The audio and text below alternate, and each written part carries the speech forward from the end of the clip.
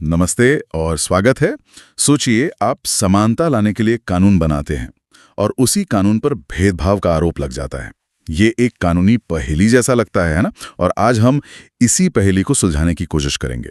जी, ये एक ऐसा मामला है जहां समानता, कानून और शिक्षा का कह सकते हैं संगम होता है और ये हमें कुछ बहुत ही बुनियादी सवालों के बारे में सोचने पर मजबूर करता है। हमारे पास लॉ ट्रेंट का एक लेख है जो हमें इस पहेली के बिल्कुल केंद्र में ले जाता है। मामला जुड़ा है विश्वविद्यालय अनुदान आयोग यानी यूजीसी के 2026 में जारी हुए कुछ नए नियमों से, जिन्हें सुप्रीम कोर्ट में चुनौती दी गई है। तो आज का हमारा मकसद ये समझना है कि ये चुनौती क्या है, इसके पीछे के तर्क कितने गहरे हैं और ये भारत की उच्च शिक्षा व्यवस्था के लिए क्या मायने रखती है। चलिए इस दिलचस्प मामले में गहराई से उतरते हैं। तो शुरुआत करते हैं इन नियमों के नाम से। UGC promotion of equity in higher education institutions regulations 2026 यानी उच्च शिक्षण संस्थानों में समानता को बढ़ावा देने के नियम। नाम तो बहुत आदर्शवादी लगता है। बिल्कुल, और इसका इरादा भी वही है। इन नियमों का घोषित उद्देश्य है कि विश्वविद्यालयों और कॉलेजों में एक ऐसा सुरक्षित और समावेशी माहौल बनाया जाए जहां किसी भी छात्र या शिक्षक के साथ भेदभाव ना हो और सभी को आगे बढ़ने के समान अवसर मिले। सिद्धांत रूप में ये एक बेहतरीन पहल है। लेकिन यहीं पर कहानी में एक बड़ा मोड़ आता है। जैसा हमने शुरू में कहा, समानता को बढ़ावा देने वाले इन्हीं नियमों पर समानता को कम करने का आरोप लगा है। सही बात है। ये विरोधाभास ही इस मामले को इतना दिलचस्प बनाता है। और चुनौती नियमों के इरादे पर नहीं है, बल्कि उनमें लिखी एक छोटी सी परिभाषा पर है। आपने बिल्कुल सही पकड़ा।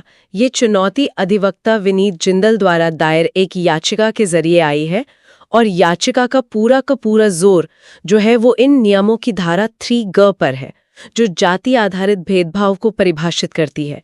अक्सर कानूनी लड़ाइयाँ बड़े-बड़े सिद्धांतों पर लड़ी जाती हैं, लेकिन यहाँ लड़ाई एक परिभाषा के शब्दों पर टिकी है।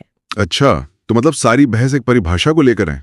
ऐसा क्या लिखा है इस परिभाषा में जो इतना विवादास्पद हो गया? इस नियम के अनुसार जाति आधारित भेदभाव के खिलाफ जो संस्थागत सुरक्षा दिया गया है वो केवल अनुसूचित जाति यानी SC, अनुसूचित जनजाति ST और अन्य पिछड़ा वर्ग OBC से आने वाले छात्रों और शिक्षकों तक ही सीमित है। एक मिनट। परिभाषा में साफ तौर पर सिर्फ इन्हीं वर्गों का उल्लेख है। अगर मैं सही समझ रहा हूँ तो भेदभाव को रोकने के लिए बनाया गया कानून ये कह रहा है कि संस्थागत सुरक्षा सिर्फ कुछ चुनिंदा जातियों के लिए है। जी, इसका मतलब तो ये हुआ कि ये नियम जनरल या जो गैर आरक्षित वर्ग के लोग हैं उनको जातिगत भेदभाव के खिलाफ किसी भी तरह के संस्थागत संरक्षण के दायरे से बाहर रखता है। बिल्कुल, यही याचिकाकर्ता का मुख्य तर्क है। उनका कहना है कि भेदभाव तो किसी के भी साथ हो सकता है। हो सकता है कि जनरल वर्ग के किसी व्यक्ति को भी उसकी जातिगत पहचान की वजह से भेदभाव या अपमान का सामना करना पड़े, लेकिन इन नियमों के तहत उसके पास शिकायत दर्ज कराने के लिए कोई औपचारिक व्यवस्था ही नहीं होगी। वो मदद के लिए कहाँ जाएगा? हाँ, वो कहाँ जाएगा? ये तो एक अजीब स्थिति है। मतलब इसे ऐसे समझिए, मान लीजिए कॉलेज में एक एंटी रैगिंग सेल है, लेकिन नियम कहता है कि ये सिर्फ फर्स्ट ईयर के छात्रों की शिकायतें सुनेगा। अगर किसी सेकेंड ईयर छात्र के साथ रैगिंग हो तो वो कहाँ जाएगा? हाँ, ये याचिका कुछ वैसा ही सवाल उठा रही है। बहुत अच्छी उपमा है। और याचिका में से एक बहुत ही विशिष्ट कानूनी शब्दावली दी गई है, संरक्षण का वर्गीकरण। Classification of protection. हाँ, संरक्षण का वर्गीकरण। जी, याचिका का तर्क है कि आप ये तय नहीं कर सकते कि भेदभाव के खिलाफ कानूनी संरक्षण किसे मिलेगा और किसे नहीं। अगर संरक्षण भेदभाव के खिलाफ है तो ये एक सार्वभौमिक अधिकार होना चाहिए, ना कि चुनिंदा समूहों के लिए एक सुविधा। तो फिर इस चुनौती का कानूनी आधार क्या है? याचिकाकर्ता किन संवैधानिक अधिकारों की बात कर रहे हैं? ये सिर्फ एक नियम की व्याख्या का मामला है या इसके तार संविधान की जड़ों से जुड़े हैं? इसके तार सीधे सीधे संविधान के मौलिक अधिकारों से जुड़े हैं। ये किसी छोटे मोटे नियम की बात नहीं है। याचिका का कहना है कि यूजीसी के नियमों की ये जो सीमित परिभाषा है वो संविधान के 3 सबसे महत्वपूर्ण स्तंभों का उल्लंघन करती है। ठीक है, तो एक एक करके इन स्तंभों को समझते हैं। पहला कौन सा है? इसका सीधा सा मतलब है कि कानून सभी नागरिकों पर समान रूप से लागू होना चाहिए और किसी के साथ पक्षपात नहीं कर सकता।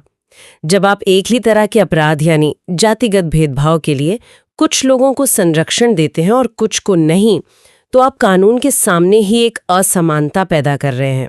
लेकिन एक मिनट, यहाँ सरकार का पक्ष ये नहीं हो सकता कि ये नियम ऐतिहासिक रूप से हुए अन्याय को ठीक करने के लिए है, और ऐसे में संरक्षण को लक्षित करना मतलब टारगेट करना जरूरी है, न कि सार्वभौमिक बनाना। संविधान में रीजनेबल क्लासिफिकेशन यानी तर्कसंगत वर्गीकरण की भी तो गुंजाइश है। बहुत महत्वपूर्ण बिंदु है। सरकार का जवाबी तर्क लगभग निश्चित रूप से यही होगा। तर्कसंगत वर्गीकरण का सिद्धांत कहता है कि सरकार विशेष जरूरत वाले समूहों के लिए अलग कानून बना सकती है, लेकिन याचिकाकर्ता का तर्क ये है कि यहाँ वर्गीकरण तर्कसंगत नहीं है। जब हम भेदभाव के पीड़ित की बात करते हैं तो पीड़ित कोई भी हो सकता है। भेदभाव करने वाले की मंशा जाति को लेकर होती है और उसका शिकार कोई भी बन सकता है। इसलिए संरक्षण में वर्गीकरण करना वो अतार्किक है। अच्छा, तो पहला आधार है कानून के सामने बराबरी का सिद्धांत। लेकिन याचिका सिर्फ यही नहीं रुकती है ना, इसमें भेदभाव को लेकर और भी सीधी बात की गई है। जी हाँ, और वो हमें दूसरे स्तंभ पर ले आती है, अनुच्छेद 15 टब। ये अनुच्छेद बहुत स्पष्ट रूप से कहता है कि राज्य किसी भी नागरिक के साथ केवल धर्म, नस्ल, जाति, लिंग या जन्म स्थान के आधार पर भेदभाव नहीं करेगा। बिल्कुल। याचिका का तर्क बहुत सीधा है। जब आप संरक्षण को सिर्फ कुछ जातियों तक सीमित कर देते हैं तो ये अपने आप में जाति के आधार पर किया गया एक भेदभाव है। आप संरक्षण देने में ही जाति के आधार पर भेदभाव कर रहे हैं। ये तो नियमों के घोषित उद्देश्य के बिल्कुल विपरीत बात होगी। और तीसरा अनुच्छेद जिसके बारे में कहा जा रहा है कि उसका भी उल्लंघन हुआ है। तीसरा और शायद सबसे व्यापक अधिकार है अनुच्छेद 21, जो जीवन और गरिमा के अधिकार की गारंटी देता है। और ये सिर्फ शारीरिक जीवन की सुरक्षा नहीं है। सुप्रीम कोर्ट ने दशकों से इसकी व्याख्या को बहुत व्यापक बनाया है। इसमें सम्मान के साथ जीना, शिक्षा का अधिकार और एक सुरक्षित वातावरण का अधिकार भी शामिल है। और ये दिलचस्प है क्योंकि ये दिखाता है कि कैसे अनुच्छेद 21, जो कभी सिर्फ जीवन और मृत्यु का मामला माना जाता था, अब शिक्षा और सम्मान जैसे सामाजिक अधिकारों के केंद्र में आ गया है। बिल्कुल, ये भारतीय न्यायपालिका की एक बड़ी यात्रा का हिस्सा है। याचिका का मानना है कि जब किसी छात्र या शिक्षक को उसकी जाति की वजह से अपमानित किया जाता है और उसके पास शिकायत का कोई संस्थागत रास्ता नहीं होता, तो ये सीधे सीधे उसकी गरिमा पर हमला है। गरिमा के साथ जीने के अधिकार में भेदभाव मुक्त वातावरण में शिक्षा प्राप्त करने का अधिकार भी शामिल है। अगर मदद का दरवाजा ही बंद हो तो गरिमा का अधिकार खोखला हो जाता है। तो इन 3 स्तंभों पर यह पूरी चुनौती खड़ी है, समानता, गैर भेदभाव और गरिमा। ये तो बहुत मजबूत आधार लगता है। तो इसका मतलब क्या है? याचिकाकर्ता सुप्रीम कोर्ट से क्या चाहते हैं? क्या वे इन नियमों को पूरी तरह से रद्द करवाना चाहते हैं? नहीं, और यही इस मामले को और भी सूक्ष्म बना देता है। याचिका में नियमों को पूरी तरह से रद्द करने की मांग नहीं की गई है। याचिकाकर्ता नियमों के मूल उद्देश्य यानी समानता को बढ़ावा देने के खिलाफ नहीं है। वे बस ये चाहते हैं कि ये उद्देश्य सही तरीके से और बिना किसी भेदभाव के लागू हो। यानी याचिकाकर्ता सिस्टम को तोड़ना नहीं बल्कि उसे सभी के लिए खोलना चाहते हैं। यह एक बहुत ही रचनात्मक दृष्टिकोण है, सिर्फ विरोध करने के बजाय। तो उनकी ठोस मांगें क्या हैं? 2 मुख्य मांगें हैं। पहली एक तत्काल मांग है जिसे अंतरिम राहत कहते हैं।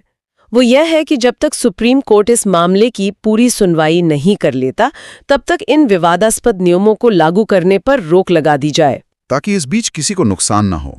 जी बिल्कुल। और लंबी अवधि की मांग, जो इस मामले का दिल है। दूसरी और सबसे महत्वपूर्ण मांग है जाति आधारित भेदभाव की परिभाषा को फिर से लिखने की। याचिकाकर्ता चाहते हैं कि इस परिभाषा को जाति निरपेक्ष और संवैधानिक रूप से उपयुक्त बनाया जाए। जाति निरपेक्ष का मतलब है कि परिभाषा में किसी विशेष जाति या वर्ग का उल्लेख न हो। इसका व्यवहारिक मतलब क्या होगा? अगर यह परिभाषा बदल जाती है तो जमीन पर क्या बदलेगा? इसका मतलब ये होगा कि कोई भी व्यक्ति, चाहे वो किसी भी जाति से हो, अगर उसे लगता है कि उसके साथ उसकी जाति की वजह से भेदभाव हुआ है, तो वो इन नियमों के तहत न्याय और संरक्षण की मांग कर सकेगा। संरक्षण का दायरा सभी के लिए खुल जाएगा। यह सिर्फ एक सैद्धांतिक बदलाव नहीं होगा। स्रोत में कुछ विशेष सहायता प्रणालियों का भी जिक्र था, जैसे इक्वल अपॉर्चुनिटी सेंटर्स और हेल्पलाइंस। उनका इस मामले से क्या संबंध है? ये इसी व्यवहारिक बदलाव का हिस्सा है। देखिए, नियम बनाना एक बात है, लेकिन उन्हें जमीन पर उतारने के लिए एक मशीनरी चाहिए होती है। ये नियम संस्थानों को कुछ व्यवस्थाएं बनाने का निर्देश देते हैं ताकि भेदभाव की शिकायतों से निपटा जा सके। तो ये सेंटर्स और हेल्पलाइंस उसी मशीनरी का हिस्सा हैं। जी हाँ, याचिका में यह भी मांग की गई है कि संस्थानों में बनाई गई व्यवस्थाएं जैसे इक्वल अपॉर्चुनिटी सेंटर्स, समान अवसर केंद्र, हाँ, समान अवसर केंद्र, इक्विटी हेल्पलाइंस और एक ओम्बुड्स पर्सन यानी लोकपालिका पद, ये सभी छात्रों और शिक्षकों के लिए बिना किसी भेदभाव के उपलब्ध हों। अच्छा, तो ये सिर्फ एक कानूनी परिभाषा बदलने की बात नहीं है, बल्कि जमीनी स्तर पर यह सुनिश्चित करने की कोशिश है कि मदद और शिकायत निवारण के जो रास्ते हैं वो सभी के लिए खुले हों। बिल्कुल। सोचिए, अगर नियम कहता है कि भेदभाव केवल कुछ समूहों के साथ हो सकता है, तो ये समान अवसर केंद्र भी शायद केवल उन्हीं समूहों की शिकायतों पर ध्यान देंगे। याचिकाकर्ता इसी स्थिति को बदलना चाहते हैं। वे चाहते हैं कि इन केंद्रों का दरवाजा हर उस व्यक्ति के लिए खुला हो जिसे मदद की जरूरत है, चाहे उसकी जाति कुछ भी हो। ये वास्तव में पूरे सिस्टम को सभी के लिए सुलभ बनाने की मांग है। तो कुल मिलाकर हमारे सामने एक ऐसा नियम है जिसका उद्देश्य तो है समानता को बढ़ावा देना, लेकिन उसकी एक परिभाषा को ही संविधान के तहत असमानता पूर्ण बताकर चुनौती दी जा रही है। ये कानून और सामाजिक न्याय की दुनिया का एक क्लासिक केस लगता है। हाँ, और ये हमें एक बहुत ही जटिल सवाल पे ले आता है। अक्सर जब हम संरक्षण के लिए कानून बनाते हैं तो हम उन समूहों पर ध्यान केंद्रित करते हैं जिन्होंने ऐतिहासिक रूप से सबसे ज्यादा उत्पीड़न और भेदभाव झेला है। भारत में अफर्मेटिव एक्शन या सकारात्मक कार्रवाई का यही आधार है और ये एक जरूरी कदम भी है। लेकिन इस मामले ने एक नया और मुश्किल सवाल खड़ा कर दिया है।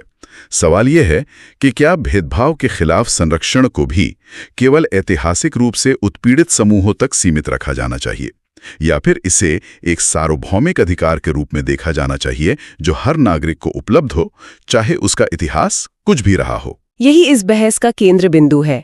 एक तरफ ऐतिहासिक अन्याय को सुधारने की नैतिक और संवैधानिक जिम्मेदारी है, दूसरी तरफ यह सुनिश्चित करना है कि वर्तमान में जो कानून बन रहे हैं वे सभी के लिए निष्पक्ष हों और किसी नए तरह की असमानता को जन्म ना दें। ये एक बहुत ही महीन संतुलन